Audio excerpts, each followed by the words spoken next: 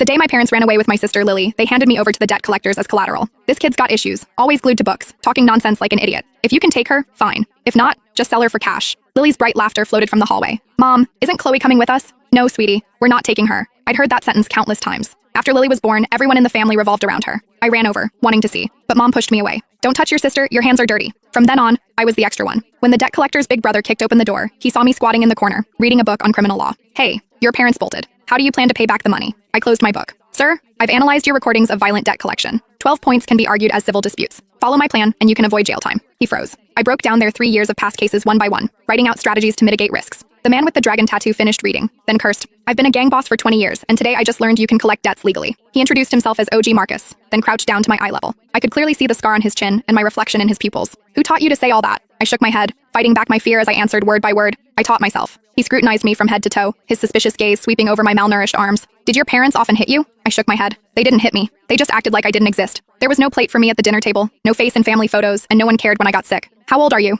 12. Marcus looked at me, his eyes full of suspicion. The hallway light flickered. He stood up and waved his hand. Frank, bring all our IOUs. Let our big shot lawyer take a look. I don't know how long passed. My legs were numb from squatting. Frank finally carried over a cardboard box. It was heavy, landing on the floor with a thud. Inside were IOUs, contracts, and transfer records, all haphazardly crammed together. Marcus patted the box, nodding at me. Big shot, show us what you've got. Marcus and his crew were playing cards in the living room. 3 men, hunched around a folding table, smoking cigarette after cigarette, the whole room thick with smoke. I sat in the corner, poring over the contents of the box under the dim light. Mid-game, the youngest man, Leo, glanced at me. Marcus, come on, what could a 12-year-old kid possibly figure out? Frank also looked over. She's been sitting there for 2 hours, hasn't moved a muscle. I didn't dare move. I'd seen abandoned kids before. There was a boy, 2 years older than me, who slept beside a trash can after his parents ran off. His eyes were empty, like 2 dark holes. Marcus didn't speak, playing a card. As soon as he spoke, I put down the last file. I'm done. Everyone looked over. I walked to the folding table, and they automatically made space. The table was covered in ash and beer cans. I swept them aside, clearing a spot. I pointed to the first case. The year before last, in March, you said, if you don't pay up, we'll make sure you regret it. That was deemed a threat. But if you'd said,